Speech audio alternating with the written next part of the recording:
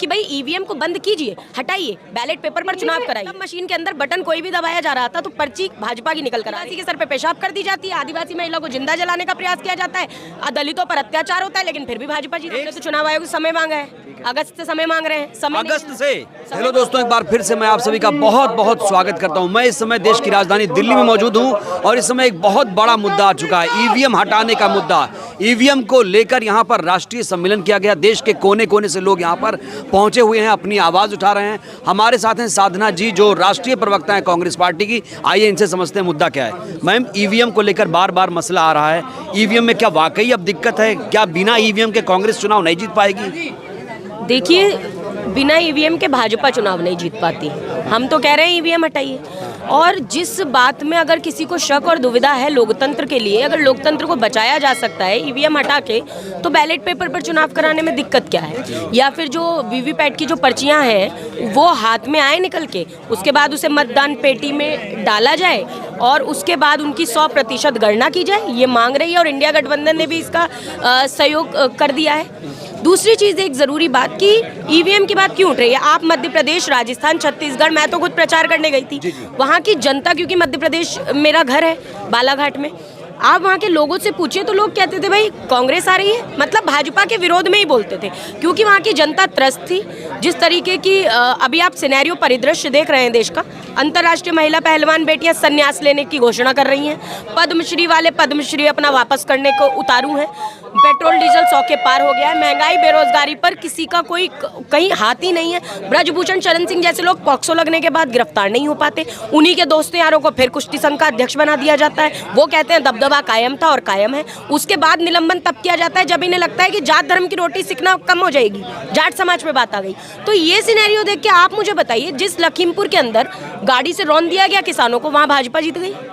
जहाँ आप ये कह रही हैं कि जनता वोट आपको डालती है, मिल जाता है उन्हें, आप ये कह रही हैं? देखिए, अटेर के अंदर जब उपचुनाव होना था उससे पहले चुनाव आयोग ने ये बताया कि उपयोग कैसे होगा वीवीपैट का।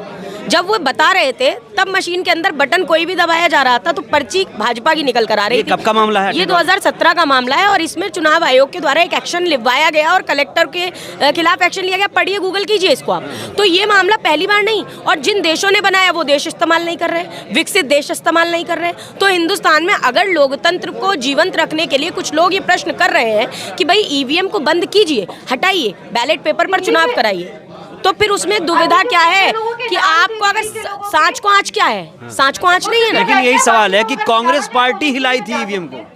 भाई हम लाए थे तब से और अब तक चिप और सॉफ्टवेयर अब आया है। ईवीएम बदली भी तो है भाई, सॉफ्टवेयर अपडेट भी तो होता है। तो जब चिप और सॉफ्टवेयर उसमें है तो आप उसको ये नहीं कह सकते कि अब वो सुरक्षित है। तो हम अगर किसी बिना पे शक आ रहा है उस पे, जनता कुछ और कहती है, जीत कोई और जाता है। शक के क्या आधार हैं, जनता जानना चाहती है। शक का आधार यही है भाई, आप खुद देखिए ना, अटेर का जो मामला है वो जीवंत मामला है। अभी रिसेंटली में क्या हुआ? रिसेंट ये 2017-18 कोई पुरानी बात तो ना, 2023 ही चल रहा है, 5 साल हुए हैं मात्र। लेकिन उसके बावजूद अभी भी लगातार जिन जगहों पर जीत रहा कोई दूसरा कैंडिडेट था, पक्ष दूसरे कैंडिडेट का था, जनता किसी और के समर्थन में उतरी थी, लाखों लाख की पब्लिक वो लेकर जा रहे थे, लेकिन जीत गया एंटी कैंडिडेट। ऐसा कैसे मतलब हो सकता है? तो क्या इस मुद्दे को लेकर अब सड़क पर कांग्रेस पार्टी उतरेगी? दिग्विजय साहब बहुत ज्यादा इसको लेकर मुद्दा उठा रहे हैं, 2003 से उठा रहे हैं वो। इंडिया गठबंधन में हमने प्रस्ताव पारित किया कि हम ये कह रहे हैं, हमने तो चुनाव आयोग से समय मांगा है, अगस्त से समय मांग रहे हैं, समय अगस्त से समय मांगा जा रहा है। आप कीजिए, उस पर आप सर्च कीजिए और देखिए कि चुनाव आयोग से हम लगातार समय मांग रहे हैं। अभी हमने प्रस्ताव भी पारित कर दिया, प्रस्ताव हमने दिया है। उसमें अपने इंडिया गठबंधन की जो बैठक हुई उसमें हमने ये कहा है कि हम ये मांग करते हैं कि जो ईवीएम से जो वीवीपैट की पर्ची निकलती है वो हमारे हाथ में आए, हम उसको पेटी में डालें अपने हाथ से। हम ये समझे हमारा जो वोट है हमने हाथ के पंजे को दिया है, या जिसको भी दिया है उसकी पर्ची हाथ में आए, हमने डाल दी। जब गणना हो तो 100% उसकी गणना की जाए। संतुष्ट हैं हम। कितनी उम्मीद है चुनाव आयोग से?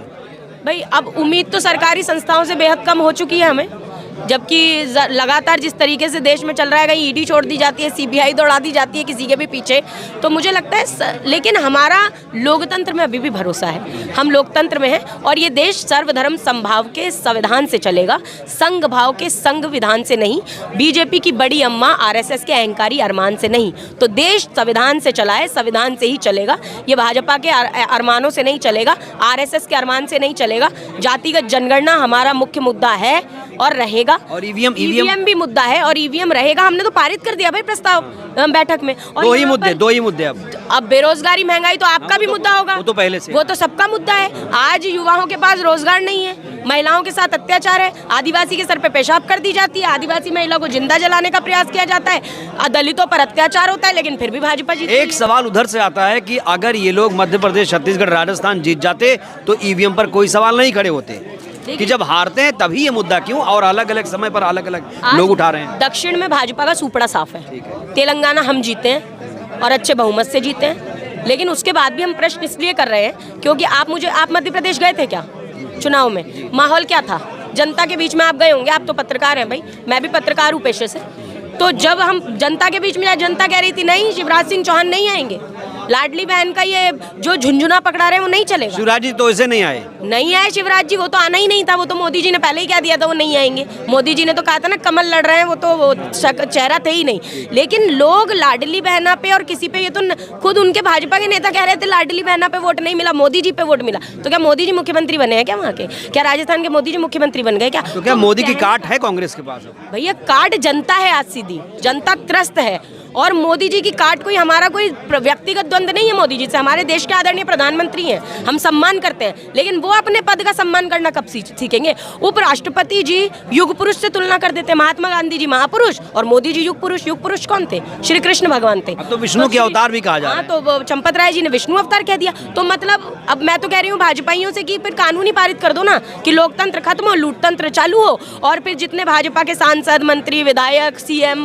कार्यकर्ता कोई भी अपराध करेंगे, महिला के साथ यौन शोषण करेंगे, पॉक्सो लगेगा तो उन पर लागू नहीं होगा। ऐसा कानून पारित कर देना चाहिए इन्हें। और अगर किसी बच्ची के साथ बलात्कार करेंगे तो ये उसको बर्खास्त नहीं करेंगे। कुलदीप सेंगर जैसे बलात्कारियों का साथ देंगे, बलात्कारी को संस्कारी कहने वालों को चुनाव लड़ाएंगे, रावण का मंदिर बनाने वालों को चुनाव लड़ाएंगे, जैसे अभी मोनिका भट्टी को लड़ाया था छिंदवाड़ा में, अमरवाड़ा विधानसभा क्षेत्र से। तो मुझे लगता है तो ये लोकतंत्र को लूटतंत्र बनाना चाहते थे, ये पारित कर दे, क्योंकि जब 150 सांसदों को निलंबित करके विपक्ष मुक्त कर दिया इन्होंने संसद, और ये बैठकर वहाँ 2.5 मिनट में बिल पारित कर रहे हैं, तो ये गलत है, ये बर्दाश्त नहीं किया जाएगा। हम लोकतंत्र को लूटतंत्र बनने नहीं देंगे। इसके खिलाफ हम आंदोलन यहाँ पर एकत्रित हुए हैं सब लोग, और मैं स्वयं यहाँ पर जो आई हूँ कांग्रेस की राष्ट्रीय प्रवक्ता होने के नाते ही नहीं आई हूँ, मैं भारतीय ओबीसी महासभा की मुख्य संयोजक के नाते भी आई हूँ। और सबसे ये आह्वान करती हूँ कि आप लोग अब निकलिए, और इसके लिए हमें, मुझे लगता है सबको जागरूक होने की आवश्यकता है। ईवीएम की लड़ाई अब सिर्फ पार्टियां नहीं, जनता भी करे तब जाकर लड़ाई जीत पाएंगे। ये लड़ाई अब जनता की ही है, और ये जनता को ही लड़नी पड़ेगी, और हम तो साथ में खड़े हैं,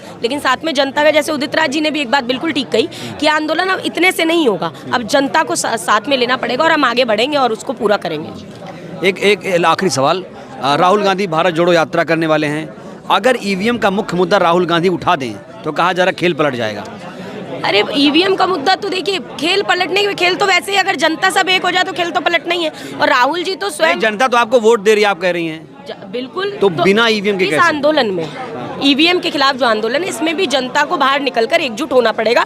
मैं आंदोलन की बात कर रही हूँ। बहुत बहुत धन्यवाद। तो ये हैं साधना जी, आपने सुना, साधना जी ने बड़ी बेबाकी से ईवीएम के मुद्दे पर, तमाम मुद्दों पर अपनी राय रखी। साधना जी की राय से अब कितने सहमत हैं, अपनी प्रतिक्रिया दीजिएगा ज़रूर। बहुत बहुत धन्यवाद, शुक्रिया।